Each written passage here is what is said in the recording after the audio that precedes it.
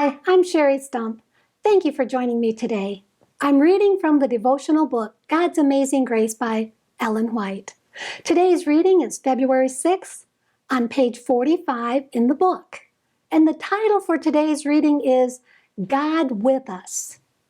In Matthew chapter 1 and verse 23, it says, "They shall call his name Emmanuel," which being interpreted is God with us.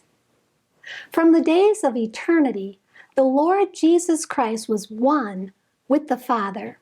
He was the image of God, the image of his greatness and majesty, the outshining of his glory. It was to manifest this glory that he came to our world. To this sin-darkened earth, he came to reveal the light of God's love, to be God with us. Our little world is the lesson book of the universe.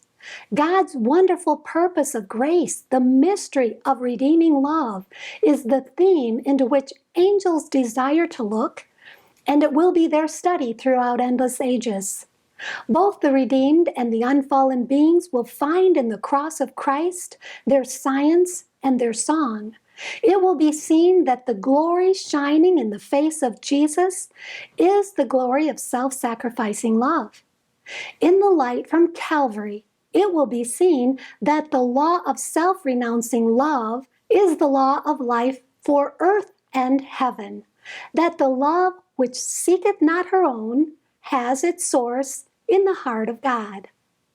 Jesus might have remained at the Father's side. He might have retained the glory of heaven and the homage of the angels.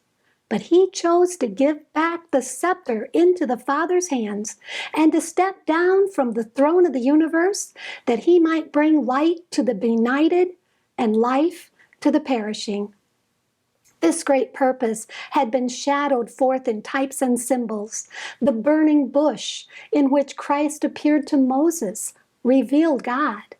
The all-merciful God shrouded his glory in a most humble type that Moses could look upon it and live.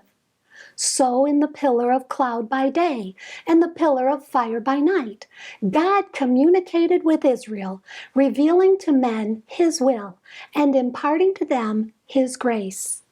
God's glory was subdued and his majesty veiled, that the weak vision of finite men might behold it.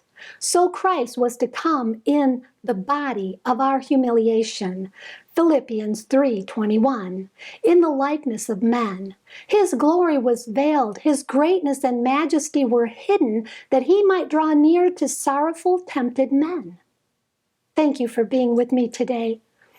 In today's reading, we read that the glory shining in the face of Jesus is the glory of self-sacrificing love. And it's my prayer that we'll have the glory of self-sacrificing love in our lives. And I hope you'll join me tomorrow when we'll find the key to Christ's success on this earth. And may God bless you abundantly, more than you can ask or think.